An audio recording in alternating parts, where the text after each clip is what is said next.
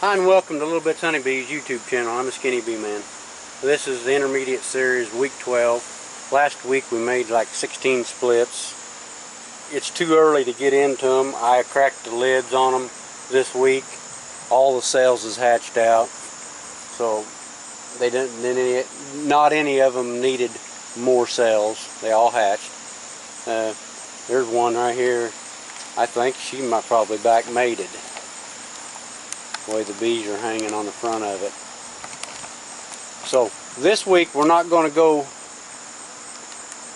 into our splits and mess up. If she's got a virgin in there and you pull a frame out and she's a little jittery, she'll all fly off the frame and you never see her and you lose her. So I like to not get in them for 10 days. So we'll check them next week. What I am going to do, I had some inquiries on this pheromone strip that I've been using.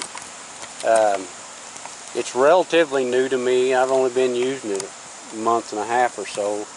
I learned about it from a college in Canada. That's how they make their splits.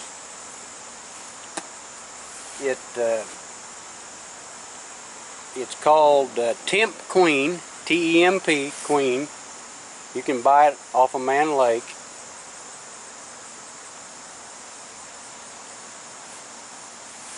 It's a little plastic tube.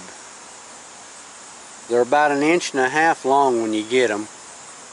And I cut them in 4s. There's no need to get it. As you can see, the end of it is a tube and it got some gel in there, and they can get that pheromone and make them think they're queen right. I've learnt on my own some do's and don'ts with this stuff. The first time I made splits, I put it in there and left it in there and then put queen cells in there. And what they done, they cut all my queen cells down. So you got to pull the strip. But how I use it, and it's been working real well about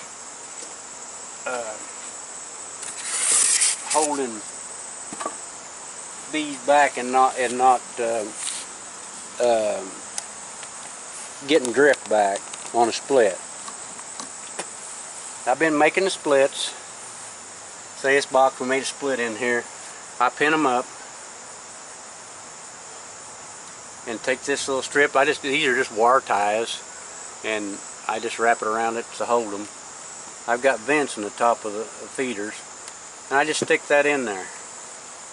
If I make that split today, I leave this box, leave the bees pinned up all today. I'll leave them pinned up all day tomorrow. Tomorrow night, I'd come out, open them up after dark. The bees will come out and they'll mill around on the front and they go back in. That seems to stop a lot of the drift too. Something I picked up, kind of by accident, but it does seem to help. Then the next morning, after I've opened them up that night, I'll let them fly for 3 or 4 hours in the morning. Then I'll come out here and I'll pull this pheromone strip out. Then that evening I'll come in there and open that box up and put a queen cell in there.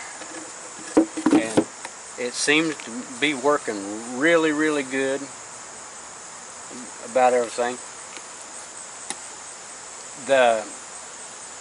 When you put the cell, when you pin bees up, they get aggravated and they get to roaring, and a lot of times they overheat.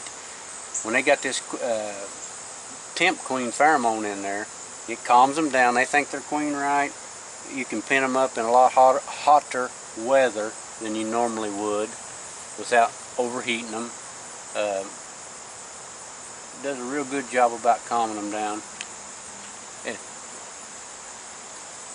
I think I made a video here back on this series where I was loading mini nukes, and I was experimenting with this stuff. And when you shake bees into boxes or whatever, you've always got straggler bees. Well, I'd loaded like 30 minis up there, and quite a few bees hanging around.